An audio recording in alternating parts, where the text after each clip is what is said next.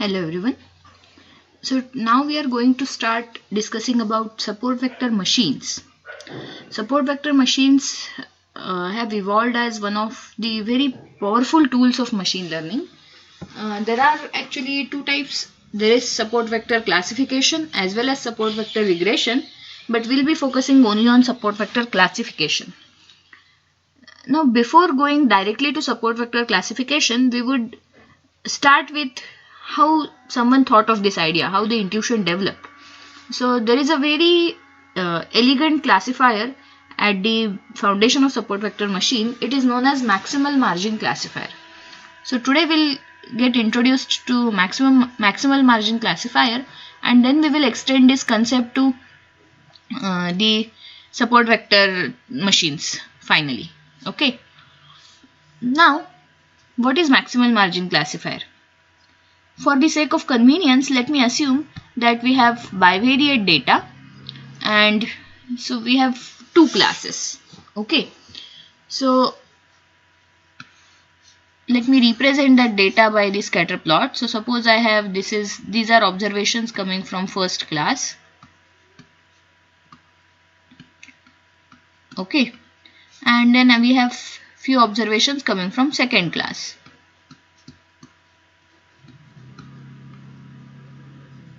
Now after looking at this picture, what are the things that you observe? First of all, the two groups seem to be fairly separable, right? That is the first thing that comes to your mind. Two groups are more or less separable. So if I ask you, give me a classification rule, what are you going to do?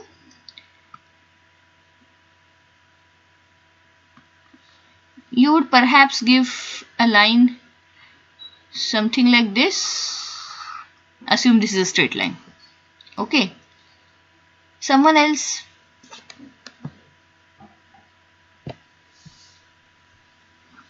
So for the sake of convenience, let us assume that we have bivariate data.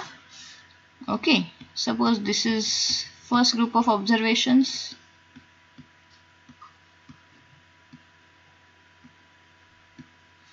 And suppose our second group of observations is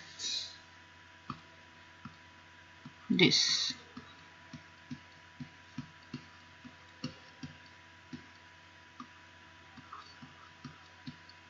Okay. Now what is the first thing that comes to your mind after seeing this picture? You can see that the two groups are fairly well separated. Okay. So if I ask you, give me a classification rule, you might give me something like this. Okay, assume this is a straight line. Now someone else might say, why this? I can draw something like this. Some other person might say, I can draw something like this. Assume all these are straight lines. Okay, so these are all possible classifiers, right? Because they are dividing the data into two parts and you are getting 100% accuracy. So entire one group is on one side of the line and the other group is on other side of the line. Okay. So this is how people probably started thinking about developing some classifier which can do this type of job. So first of all, there are few things that we should note down. We are talking about linear decision boundary. Okay. Linear decision boundary in the sense the line which is separating the two classes, it's a line. We are not drawing a curve. Okay. In 2D it would be a line. In 3D it would be a plane. In 4D it would be a three-dimensional hyperplane and so on. Okay. So in general, if you have p-dimensional data, then it would be a hyperplane. Okay. And dimension of that hyperplane is p minus 1. Right, dimension of line is 1. So in 2D you get a line, but line actually is 1D. As soon as you fix x, you get y. So line is actually 1D. So dimension of the hyperplane would be p minus 1. Now just now we saw that there are infinitely many possibilities even when I consider these two classes. So out of these possibilities, which one are we going to select? Because we don't want every person who handles this data to come up with a different classifier. Okay, we have to select in some way an optimal classifier. Okay, so how do we do that? For doing that, we are going to introduce the concept of margin. Okay, so when I have two classes, I would like those classes to be as separable as possible, and hence the concept of margin. Let me try to explain what is margin. See, there are many lines here, and we said that all these are possible lines. So what we will try to do is we will define the margin concept. So let me draw one single line again, and we'll define with respect to that line. Suppose this is one straight line. Now what we will do is we will compute distance of each point from this straight line, perpendicular distance. Okay, and among those distances we are going to locate the shortest distance from each group. Okay, so from this group it would probably be this perpendicular distance, right? Because all the other points are slightly away, and from this group it would probably be this distance. So this perpendicular distance to the line is known as margin. Okay, so what is margin? It is minimum distance, or the shortest distance, perpendicular distance of course, of a point from each group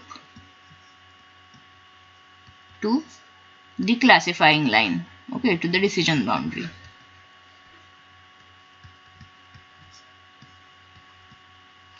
Now what we will do is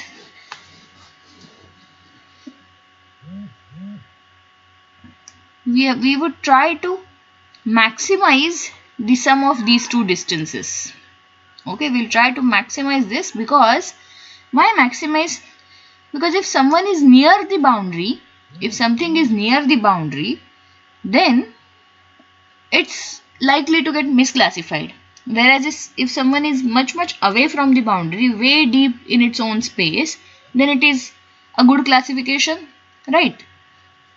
So if I have a point near here, say here, then I am worried whether it is actually in this class and by accident it has come to this class. Whereas about these types of points, I generally don't have to worry. They are well, their depth is quite good. They are well in their own class. Okay, that's why a good classifier would have large margin. Okay, the distance of the point from the classifier should be large, because if it's large, then it means, of course, we are assuming that everything is on the correct side. So if the distance of the points which are already correctly classified is large from the classifier, then it would mean that the classification accuracy is quite good. Okay, hence we need to maximize the margin. Okay, so we would try to maximize the margin. So we would choose that line which maximizes the margin, and that type of classifier is known as maximal margin classifier. Okay, the name is probably now pretty clear. Why the name? So it can be proved that the maximal margin classifier would be the one for whom the margin from both the groups is equal. Okay. Now let us try to formulate this problem mathematically. Whatever we have discussed, let us try to write down in terms of equation. So we said that the separating decision boundary is going to be a hyperplane. So the equation can be written as beta naught plus beta 1 x1 plus beta 2 x2 plus beta p xp. Okay, this is generalization of equation of straight line or plane. So this equal to 0 would be my equation of hyperplane in p dimension, and as I said, dimension of that hyperplane is p minus 1. Okay, so hyperplane in p dimension. Now couple of things. this is not just have you heard about linear transform? What is a linear transform? Linear transform is generally satisfies two properties. So if lambda is linear transform, then lambda a plus b is lambda a plus lambda b. Okay, and lambda ka, if k is constant, can become k times lambda a. Okay, so these are two properties that a linear transform has. But what we have here is not a linear transform, it is an affine transform.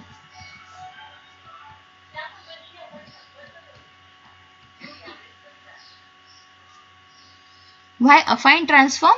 Because it does not have property. In a linear transform, lambda 0 is always 0. Why? Because of these properties. So lambda of 0 plus 0 would be lambda 0, and that would actually become 2 times lambda 0. So this can happen only when lambda 0 is 0. Whereas here, if I substitute 0, 0, 0, I still get beta naught. Okay. So this is not a linear transform, this is an affine transform. But it does have many interesting properties. So our hyperplane is going to be an affine transform in p dimension. Now the equation of that line or a plane or a hyperplane is equal to 0. So for the points which lie on that line or the plane, we get value of this quantity to be 0. But what happens to the points which are not on this plane or not on this line? So let me go back to the straight line scenario. So if you have any straight line, we generally denote straight line by y equal to mx, but you can write it as y minus mx equal to 0. So this is exactly, y equal to mx plus c. So I can write it as, so any straight line I can write as y equal to mx plus c. So it can be written as y minus mx minus c equal to 0. Okay, so this is minus c minus mx plus y equal to 0. So I can say minus c is my beta naught, minus m is my beta 1, and this is my beta 2. 1 is beta 2. Okay, this can be done. Now when you draw any straight line, so this is y equal to mx plus c. On these two sides, you have different signs for this, opposite signs. Y minus mx minus c would be negative on one side and positive on other side, right? So for classifying a new point, this is exactly what we have to check. The sign of this quantity beta naught plus beta 1 x1 plus beta 2 x2 plus beta p xp. Okay. So if it is equal to 0, it lies on that point. However, if it is greater than 0, then it goes to one class. If it is less than 0, it goes to other class. That would become our classifier. Points are on which side. Now in addition to that, we need a margin. So it is something like this. So if this is my classifier, I need some margin here on both the sides. So ideally, this should be greater than some m. Okay. Absolute if I consider, then magnitude wise it should not be just slightly greater than 0, it should be greater than 0 after leaving some margin. So let's say the margin is m. Okay, now let us try to write this down in the form of optimization problem. So what we want to do is we want to find such a line, and we want line or a plane or a hyperplane, and we want to make sure that the margin is maximized. So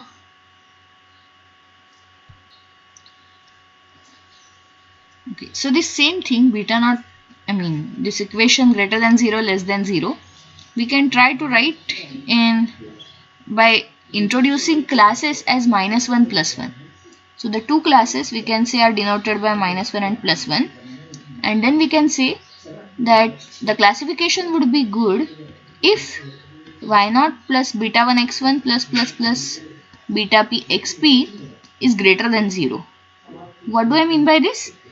Whenever this is negative, I want it to be minus 1 class so that the product is positive. Whenever this is positive, I want it to be plus 1 class so that the product is again positive. So correct classification can be denoted by this. Okay. And does this line equation of this hyperplane beta naught plus beta 1 etc. Does it have any other significance? Another important point is, if beta naught plus beta 1 x1 plus beta p xp etc. is 0, then any multiple of it is also going to be 0. So what I am saying is, k times beta naught plus beta 1 x1 plus beta p xp would also be 0. So let us try to make use of this property to simplify our life further. Okay, so if you have any, say, plane or a hyperplane or a straight line, let us say you have a plane and you have a point here, how do you compute perpendicular distance of that point from the plane? So if suppose I have some plane whose equation is gamma naught plus gamma 1 x1 plus gamma 2 x2 plus gamma 3 x3, let us say, okay, equal to 0. Then distance of a new point, which is say denoted by z1, z2, z3. So you might be able to recall from your high school geometry that distance of this point from this plane would be gamma naught plus gamma 1 z1 plus gamma 2 z2 plus gamma 3 z3. So you substitute that point divided by square root of gamma 1 square plus gamma 2 square plus gamma 3 square. Okay, so can we make use of this? We want margin to be high, and margin we know is a perpendicular distance. So to make use of that, what we will do is, we will combine this property and this property, and instead of just getting a plane which has this equation, we will also make sure that summation beta j square, j going from 1 to p, is 1. What is the benefit of it? Benefit of it is, distance of any other point, when we compute, we won't need this factor because this factor is already 1. Okay, so now using these things, let me try to formulate the mathematical equation. Things would be slightly more clear when we write it down together. So my maximal margin classifier can be obtained by choosing beta i's in such a way as to maximize m. So maximization is over beta naught, beta 1 up to beta p m. So everything is to be chosen. And what are the constraints? So subject to summation beta j square is equal to 1. Okay, and yi into beta naught plus beta 1 xi1 plus beta 2 xi2 plus beta p xip should be greater than or equal to m for every I in the data set. Okay, what do I mean by each of these things? Of course, we have to maximize m because we are trying to find maximal margin classifier. This constraint we are putting so that this becomes distance of the point xi1, xi2, xip from the plane that we are getting. Okay, if we don't put this constraint, then we will need to put square root of beta naught square plus square root of beta 1 square plus beta 2 square etc. in the denominator. We don't want that. So this is a distance, and we know that margin should be the shortest distance. So distance of every point should be greater than margin, and we are taking yi here, and yi we know is going to be either plus 1 or minus 1. So the sign being positive, m is of course positive, m is margin, and sign of this quantity being positive indicates that we want every observation to be in the correct class. Okay, so what all we are expecting?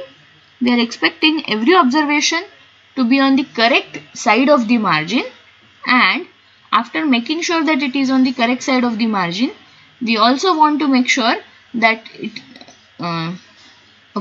so we want to make sure that every point is on the correct side of the decision boundary, and After making that sure, we also want to make sure that it is not only on the correct side of the decision boundary, but also it is at a distance of at least m from the decision boundary. Okay, so if this is my actual decision boundary and these are the distances m on each side, then we want to make sure that all the points are either here or here. Okay, and in the correct classes. Is it okay? So this is what a maximal margin classifier does. Now you can solve for some bivariate examples and see it is pretty easy to find the equation if your classes are linearly separable. Similarly, in higher dimension, if your classes are separable by a hyperplane of appropriate dimension, then finding this is a comparatively easy optimization problem. Okay, so that way this is a very elegant classifier. But of course, many of you might have already thought about some problems. What happens when my classes are not linearly separable? Because they need not always be. So in the next lecture, we will deal with those possibilities. So we are going to extend this to support vector machine, but there is an intermediate step called as support vector classifier, which is also something like soft margin classifier. So this current classifier, maximal margin classifier, is called as hard margin classifier because you are not allowing any misclassifications. Your equation says that this quantity should be positive and greater than m for every I. Okay, so no observation is allowed to get misclassified and no observation is even allowed to be inside the margins. Okay, so this is kind of hard margin classifier. So we'll extend it to a soft margin classifier known as support vector classifier, and then we would further extend it to support vector machines. Okay, you should try to take some linearly separable cases in bivariate data and manually try to work out the equation. Okay, so what are some other interesting properties of this classifier? So through this maximal margin classifier, let us introduce. So if this is my actual decision boundary, this is my margin, this is my margin. So because this is margin, it means that there is at least one point from each side which is exactly at this distance, because if every point is below this, then the margin would get widened. If there is no point on this margin, if every point is say from here onwards, then the margin would itself get widened. Okay, so this is the maximal margin possible, means you have at least one point on this dotted line and at least one point on this dotted line. So the points on the margin, so these lines are called as margins. The points whose distance is equal to margin, whose distance to the decision boundary is equal to the margin, are known as support vectors.